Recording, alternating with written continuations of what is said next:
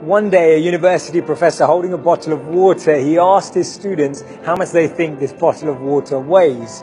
500 grams, shouted one student. Another from the back shouted 600 grams. The professor looked at them and said, actually, until we weigh the bottle, we wouldn't know. And then he said, imagine I hold this bottle for a few minutes. What do you think will happen? One of the students shouted, nothing. He said, what if I hold it for a bit longer? Let's say I hold this bottle for, let's say, a few hours. And they'd said, well, your arm would start to hurt. And he said, what if I held this bottle for 24 hours? And one of the students said, your arm would practically be paralyzed or in extreme pain. The professor then said, notice that the weight of the bottle didn't change during that time at all. The only thing that changed was how long you were holding it.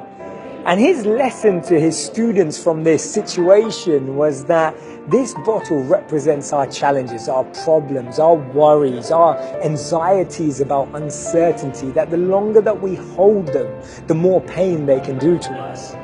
One of the most moving and powerful quotes I've ever heard is from Nelson Mandela, where he said that when I was walking out the door toward the gate that would lead to my freedom, I knew that if I didn't leave behind my bitterness and hatred, I'd still be in prison.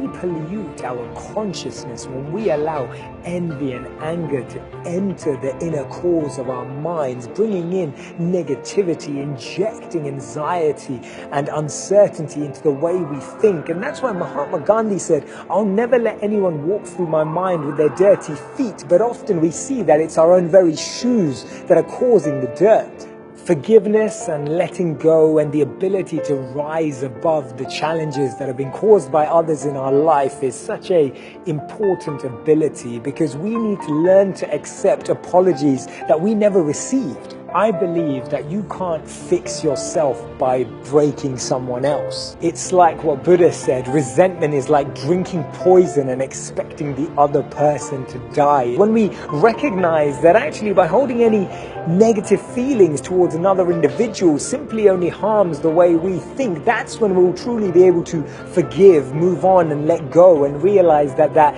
internal healing is what lets us take care of the external circumstances. And this is not easy at all, because we've all been caused pain, sometimes to extreme lengths. Sometimes our hearts have been broken. Sometimes our trust has been misused. Sometimes we've been exploited. Sometimes our loyalty has been tested.